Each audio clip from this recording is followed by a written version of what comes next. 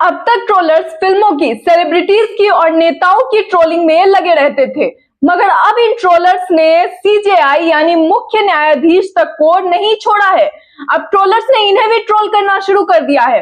अपने पिछले एक भाषण के दौरान सीजेआई ने कहा था कि किस तरह से बायकॉट का ट्रेंड बढ़ता जा रहा है और उन्होंने इस पर चिंता भी जताई थी और कहा था कि आज जज भी इन ट्रोलिंग से डरते हैं।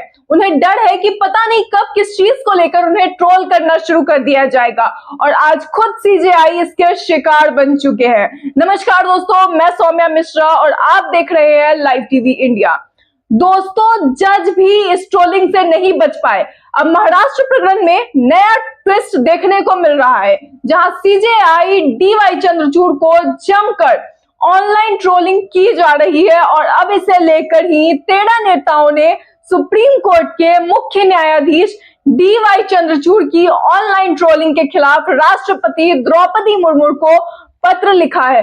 दोस्तों, अगर देश में ट्रोलिंग से एक जज भी नहीं बचा है तो आप सोच सकते हैं कि इन बायकॉट गैंग वालों को कितनी ज्यादा खुली छूट दे रखी गई है कि वो किसी भी चीज को लेकर बायकॉट करना, ट्रोल करना सामने वाले को शुरू कर देते हैं। पत्र में विपक्षी नेताओं ने लिखा है कि महाराष्ट्र के तत्कालीन राज्यपाल भगत सिंह कोश्यारी द्वारा विधानसभा में कराए गए फ्लोर टेस्ट की वैधता से संबंधित एक मामले की सुनवाई के बाद से सत्ताधारी पार्टी के समर्थक सीजेआई डीवाई चंद्रचूड़ को ट्रोल कर रहे हैं और इसी कारण पत्र में नेताओं ने तत्काल कार्रवाई का अनुरोध भी किया है।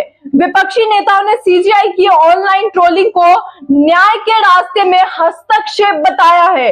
दोस्तों, ये सच्चाई है कि अगर जज को न्याय करने के लिए भी ट्रोल किया जाए तो ये हस्तक्षेप नहीं है। क्या इसे लोकतंत्र का गलत फायदा उठाना नहीं कहेंगे?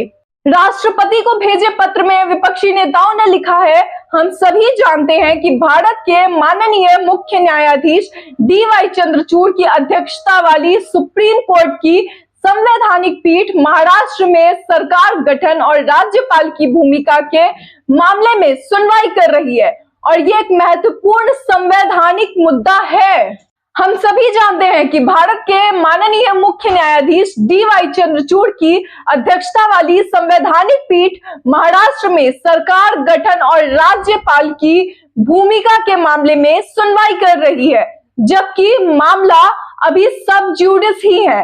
लेकिन महाराष्ट्र सरकार की समर्थक ट्रोल आर्मी ने भारत के माननीय मुख्य न्यायाधीश के खिलाफ एक अभियान छेड़ दिया है। सीजेआई के खिलाफ आपत्तिजनक भाषण का इस्तेमाल किया जा रहा है। यह निंदनीय है। सोशल मीडिया प्लेटफॉर्म पर लाखों लोगों ने इसे देखा है। विपक्षी नेताओं ने यह पत्र 16 मार्च को लिखा था।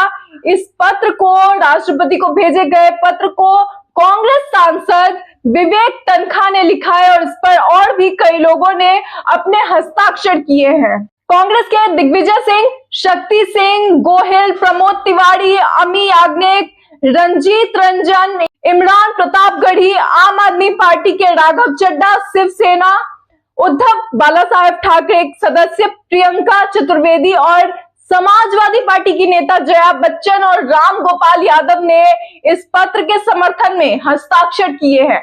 विवेक तनखा ने इस मुद्दे को भारत के महान न्यायवादी आर वेंकट रमन के सामने भी उठाया है। उन्होंने वेंकट रमन को भी पत्र लिखा और सीजेआई को हो रही ट्रोलिंग की जानकारी दी है। राष्ट्रपति को लिखे पत्र में विपक्षी नेताओं ने इस बात को भी स्पष्ट किया है कि सीजेआई डीवाई चंद्रचूड़ ने पूर्व राज्यपाल भगत सिंह कोश्यारी द्वारा महाराष्ट्र विधानसभा में कराए गए फ्लोर टेस्ट की वैधता से संबंधित एक मामले की सुनवाई की थी, जिसके बाद ऑनलाइन ट्रोलर्स ने सीजेआई और न्यायपालिका पर हमला शुरू कर दिया है। दरअसल उद्धव ठाकरे गुट बनाम शिवसेना एकनाथ शिंदे गुट मामले में सुनवाई करते हुए सीजेआई डीवाई चंद्रचूड़ ने फ्लोर टेस्ट कराने के राज्यपाल के फैसले पर सवाल उठाया था, जिसे लेकर ये ट्रोलिंग की जा रही है। जस्टिस चंद्रचूड़ ने कहा था, आप सिर्फ इसलिए विश्वास मत के लिए नहीं बुला सकते क्योंकि किसी पार्टी के भीतर मतभेद है। पार्टी के भीतर मतभेद फ्लोर टेस्ट बुलाने का आधार नहीं हो सकता। आप विश्वास मत नहीं मंगा सकते। नया नेता चुनने के लिए फ्लोर टेस्ट कराना जरूरी नहीं है। पार्टी का मुखिया कोई भी और बन सकता है। राज्यपाल का वहां कोई काम नहीं जब तक कि गठबंधन के पास संख्या प्राप्त है। ये सब पार्टी के अंदरूनी अनुशासन के मामले हैं, इसमें राज्यपाल के दखल की जरूरत नहीं है। सीजेआई ने आगे ये सवाल भी पूछा था कि किस बात ने राज्यपाल को आश्वस्त किया कि सरकार सदन का विश्वास खो चुकी है। राज्यपाल को इन सभी 34 विधायकों को शिवसेना का हिस्सा मानना चाहिए। राज्यपाल के सामने ये फैक्ट था कि 34 विधायक शिवसेना का हिस्सा है। अगर ऐसा है तो राज्यपाल ने फ्लोर टेस्ट क्यों बुलाया, ये सवाल उन्होंने किया था। इसका एक ठोस कारण बताना चाहिए। पिछले साल जून में महाराष्ट्र की उद्धव ठाकरे की सरकार गिर गई थी, जिसके बाद शिवसेना के 35 विधायकों ने एकनाथ शिंदे के नेतृत्व में बगावत कर दिया था। तब राज्यपाल ने उद्धव ठाकरे को बहुमत साबित करने के लिए फ्लोर टेस्ट का आदेश दिया था। उस वक्त राज्यपाल के आदेश के खिलाफ उद्धव ठाकरे की शिवसेना सुप्रीम कोर्ट भी पहुंची थी, लेकिन कोई राहत नहीं मिली थी, जिसके बाद उद्धव ठाकरे ने इस्तीफा दे दिया था। विधानसभा में फ्लोर टेस्ट हुआ और उद्धव ठाकरे की गुट बहुमत साबित नहीं कर पाई। उसके बाद राज्य में एकनाथ शिंदे की भाजपा के साथ मिलकर सरकार बना लिया। उद्धव ठाकरे ने शिवसेना का नाम और सिंबल दोनों ही छिन गया और एकनाथ शिंदे के पास पार्टी का नाम और सिंबल है अब। और इसे लेकर ही महाराष्ट्र में गठित की गई सरकार के खिलाफ उद्धव गुट सुप्रीम कोर्ट पहुंची थी। उन्होंने विधायकों के बगावत और राज्यपाल द्वारा दिए गए फ्लोर टेस्ट के आदेश को चुनौती दी है। लंबी सुनवाई के बाद उच्चतम न्यायालय ने अपना फैसला सुरक्षित रख लिया है और अब इसी मामले में कहीं सीजेआई के निर्णय और बयान ने का परिणाम स्वरूप है ये कि इन्हें ट्रोल किया जा रहा है और ये ट्रोलिंग देखने को मिल रही है।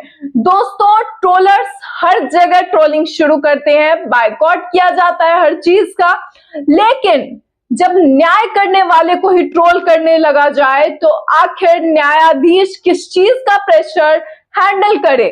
दोस्तों, आपको क्या लगता है जो जज पर सीजेआई पर ट्रोलिंग की जा रही है उसे लेकर आपकी क्या राय है? अपनी राय को कमेंट बॉक्स में जरूर डालें। फिलहाल इस वीडियो में इतना ही, तब तक के लिए धन्यवाद।